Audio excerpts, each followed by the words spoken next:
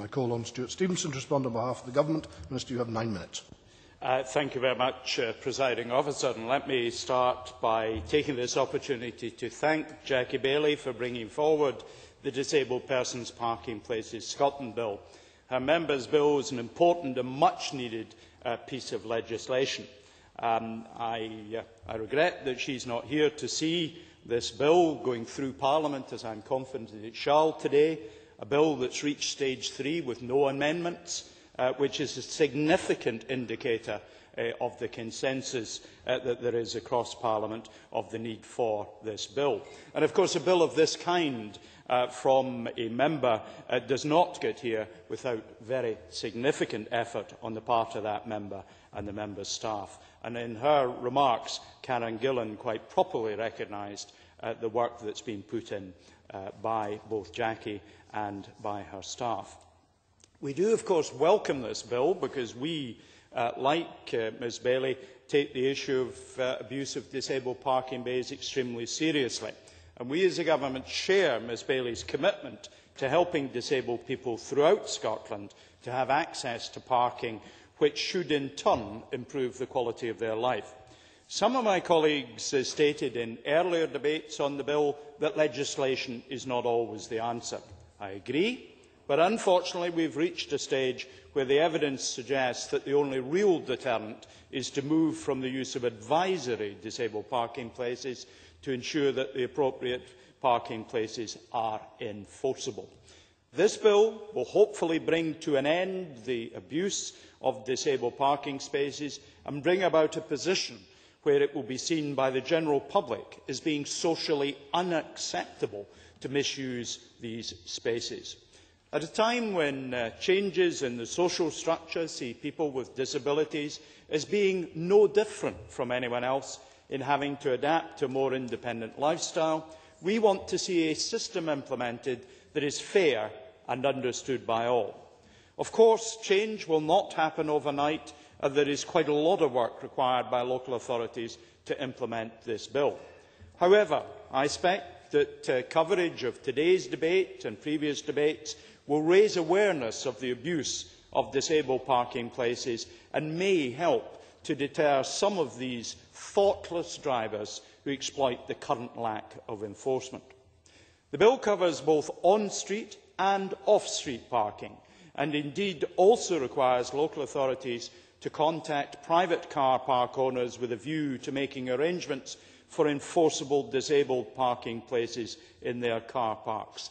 We very much welcome the work that ASDA have already put in place and to which Ms Gillan referred, and I am sure the charities will very much welcome the £70,000 that has been raised to serve their aims. Although, of course, we hope to see that figure diminish, because the higher it is, the more we know that abuse is taking place.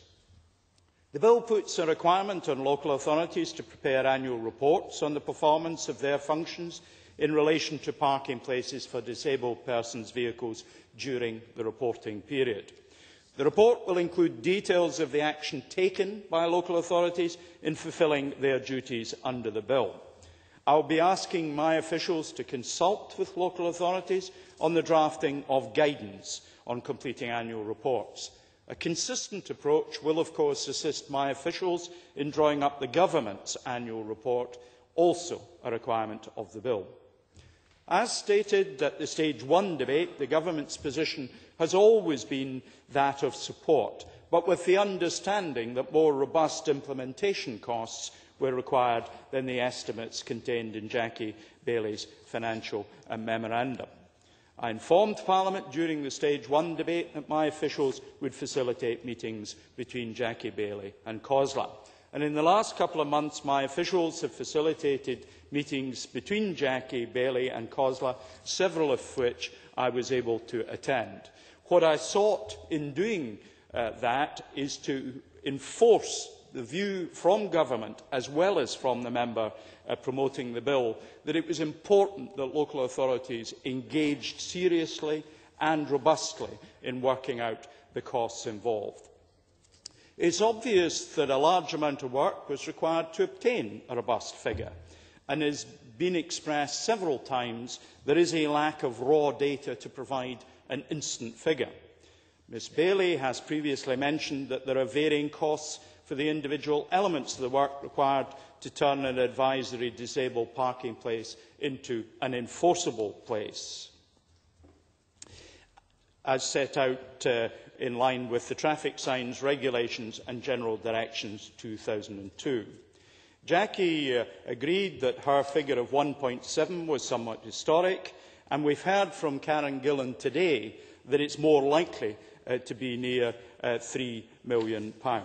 However, the local authorities seem still to consider that to be on the low side, and that once geographic and regional variations are taken into account, they suggest that the figure may be more around £6 million. I think both Ms Gillan and Ms Bailey will agree there is further work to be done to obtain an accurate figure for the number of spaces, including the number that will have to be removed. I am confident that further savings will be made by carefully planning the one-off national implementation programme. To that effect, in the aftermath of today's debate and this evening's vote, in expectation of our passing the bill, I shall instruct my officials to continue to liaise with local authorities. They will also ask the Society of Chief Officers of Transportation in Scotland to address how to take account the economies of scale and best value when taking forward the implementation programme. Parliament at stage 1 not only supported the general principles of the bill but passed the financial resolution laid by my colleague Mr Swinney. And of course the financial resolution being passed at that stage was in the context of the numbers that were incorporated in the financial memorandum laid by Ms Bailey. So I would not expect to see radical changes of the funding that government will make available in due course from the kind of numbers that the bill's sponsor has put forward. But I am not at this stage going to name a particular number until further work is done. One of the first duties placed on local authorities by the bill is to carry out an audit of all advisory disabled parking places in each authority. The uncertainty that we've heard about justifies that action and justifies indeed the passing of this bill. The bill allows a year to carry out this audit. Once completed, there will be a better idea of the number of spaces that require to be made enforceable. There is some suggestion that the bill does not go far enough and tackle the abuse of the Blue Badge scheme by amending the Blue Badge regulations.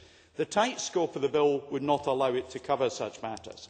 However, members will be aware that the Department of Transport recently reviewed the English Blue Badge scheme. The review will result in changes over the next 5 years that will radically improve the scheme to provide better service for severely disabled people. I can reassure members that my officials are working closely with colleagues in the Department of Transport and will be taking part in a steering committee set up by the DFT along with colleagues from the Welsh Assembly and other key stakeholders. I know that the sponsoring of this bill has taken Ms Bailey on a long and sometimes interesting journey, journeying to places she certainly, I imagine, did not think she would reach. I believe she will think it was worth the effort and that it will not just get the government's backing, but will go forward to this evening's vote with the full support of Parliament. This evening's vote should bring an end to the beginning of the process. However, a lot of work still has to be done. I ask members to inform their constituencies that changes will come, but they won't be overnight. I commend, too, the motion to Parliament.